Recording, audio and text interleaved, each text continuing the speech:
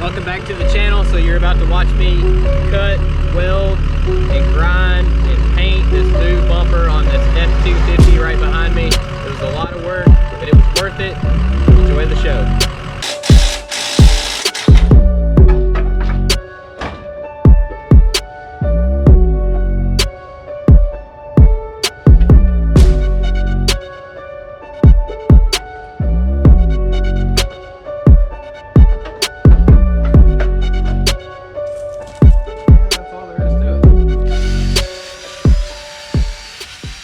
Down, so I'm gonna get all the dust off of it, clean it up, get it ready to spray. So the first step, I didn't show this, but I leveled the truck. I just put a jack on one side and had to lift it about a 1/2 inch.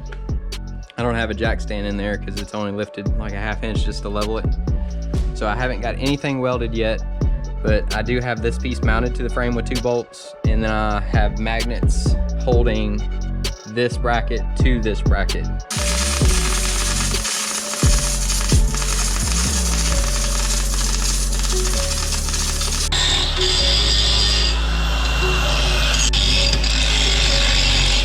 Take this bumper off and do the final welds on it. My camera died, so I don't know how much of that I got of welding, and I also messed up another one of my cameras. I had it a little bit too close to the welding and grinding, and it burned the lens. So whatever footage that you guys got of putting this together, hopefully it's enough to make a video from it. But this is a whole lot of work. These pieces are extremely heavy. That's why you have we had some boards and some ladders and propped up, because I'm guessing this one piece weighs about 70 pounds just by itself. Welded from the front side / tacked. I did more than just tacking it because I didn't want it to move any whenever I pull it off and do the final welds. I think I'm gonna weld it inside and out, but we'll see what the inside looks like. So I didn't weld this side, but I got a really good bead on that side of the hook, and you can see the later welds that I actually did a better job on. Like that weld is the last weld that I actually did. So I was getting better as I was going. Welding takes a whole lot of practice, a lot of skill, a lot of expertise, and I'm not a welder, so.